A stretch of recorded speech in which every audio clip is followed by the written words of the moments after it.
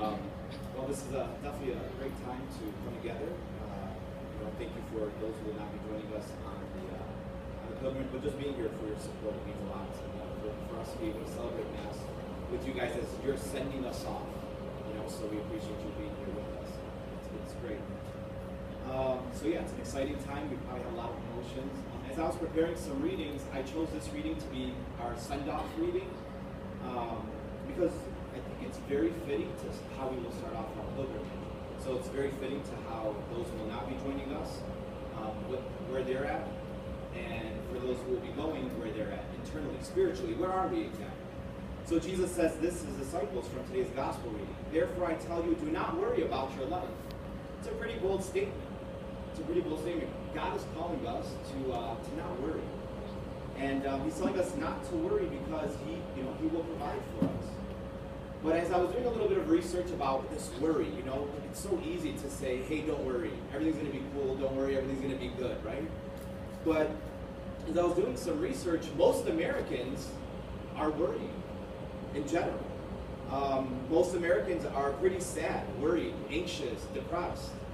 Statistically, so as I was researching this, it's estimated that approximately 50% of Americans suffer from some type of anxiety disorder. 50%. And that's people who are medicated. So think of the people who are not medicated, who are struggling with some type of anxiety, or some type of depression, or some type of sadness. Something is going on, right? So most Americans that are Christians, the Christians who are, the Americans that are Christian, actually are doing the complete opposite of what Jesus is calling us to do today. He's telling us not to worry. So Jesus died on the cross so we could be free. But even many of us that are sitting in this church today, we're not free because our thoughts, our anxiety, our fear has us captive. We're slaves. We might not know it, but we're a slave to our negativity. We're a slave to our anxiety, to everything that we're dealing with. And so we're not even really doing what Jesus is calling us to do. And I'm guilty of it too. I'll be the first one to say that. It's a natural thing to get scared sometimes. It's a natural thing to fall into a little bit. It's natural to have some type of anxiety, anxiousness, type of anxiety, but not to the point where it gets out of hand. So, like I said, many of us are coming on this pilgrimage with much worry and anxiety.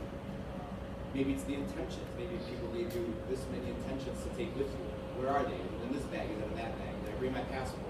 So, it could just be things like that. Our family members who we're leaving behind. Maybe we take care of our grandparents or an elderly family member that can cause a little bit of anxiety. Are they going to be good without me? School. So I've spoken to some of you. You have some upcoming exams. You're right in the middle of starting a new program or something like that. So there's a lot of anxiety there. You can be thinking about it as you approach this pilgrimage. How I really should be studying. Should I even have came on this pilgrimage? Your job. How is my job, especially if I'm a business owner? How is it going to run without me for 12 days? Maybe you're just an employee, or maybe you're a manager of a department or something like that. And what's going to happen? Is everything going to fall apart? We don't have Patrice coming with us, so she's kind of been this coordinator for us. So I'm a little anxious about. No offense, but I'm a little. Yeah, okay. So I'm having a little bit of a little anxious, but with that, no, you're not. You can't leave the chat and be on call. We're like a doctor. Or relationships. Your spouse. You might be leaving your spouse. You're letting your children go on this, or you're letting. You're keeping it kind. So my point is this: we're coming with a lot of anxiety, and this was amazing. Statistics show that listen very closely, 80 to 90% of what causes fear and anxiety in our life will never really come to reality. So let's stop and think about that for a second. Whatever it is that you're dealing with right now, your health, your career, the things I just mentioned, you're worried about your child who's going this pilgrimage, you're worried about your parents that that you're leaving behind. 80 to 90% statistics show that the things that are causing us anxiety today will never come true. So that should give us a lot of peace. So who's behind this anxiety and this fear and this sadness? Well, it can't be God, because we read from today's gospel, Jesus says, therefore I tell you, do not worry about your life. He says, can any of you, by worrying, add a moment to your lifespan? He says, if even the smallest things are beyond your control, why are you anxious about the rest? He says, do not worry anymore. And he said again today, do not be afraid any longer, little flock. So where is this anxiety, this fear, this stress, this sadness, this depression? Where is it coming from? Who's behind it? Well, it can't be Jesus, because Jesus is giving us a different message. Don't be afraid. I'll take care of you. I will provide for you. But even though he's reminded us, so a lot of people say, well, that was 2,000 years ago when Jesus said that, but we forget that the living word, that what Jesus said 2,000 years ago is alive today. So that's a message for all of us today. So we have to be aware of, as we're approaching this pilgrimage, who's behind the worry and anxiety if it's not coming from Jesus. We have to leave all of our anxieties behind. During Mass, I'll lift it up. There'll come a part where I'll lift up the chalice and the host. Take whatever it is that's bothering you and place it on my chalice. Place it on my pen. Because when I'm raising it up, I'm just giving it to God. And Jesus in the Eucharist, at that point, it'll become Jesus' body, blood, soul, divinity. So we give it to Jesus. And I lift it up and I offer it to the Father on all of our behalf. You lift it up and offer it with me. So we're telling Jesus, you know what? Here it is. I'm broken. I'm weak. I'm scared. I'm having a little bit of anxiety. I'm worried about this. So let's bring it to Jesus.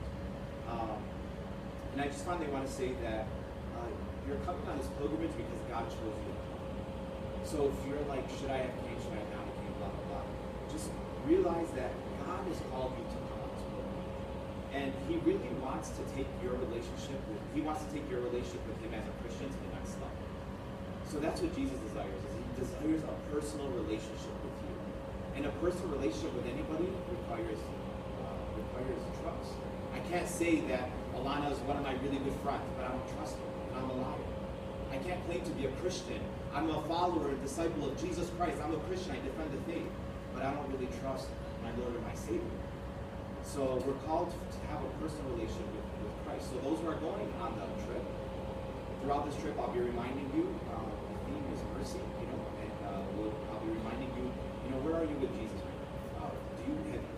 You should come back with a stronger relationship with Jesus. So when things aren't going right, or we're doing things that you don't really want to do, or we're waking you up earlier, or we're knocking on your door, and that's not what you want to do, just trust. Just trust. And that's an opportunity for you to grow in your relationship with Christ. And if you're worried about your child who's going, or your spouse who's going on the trip, and you're having a little bit of anxiety and fear, just trust. Because that means you're strengthening your relationship with Jesus, and that's really what he wants to do on this trip.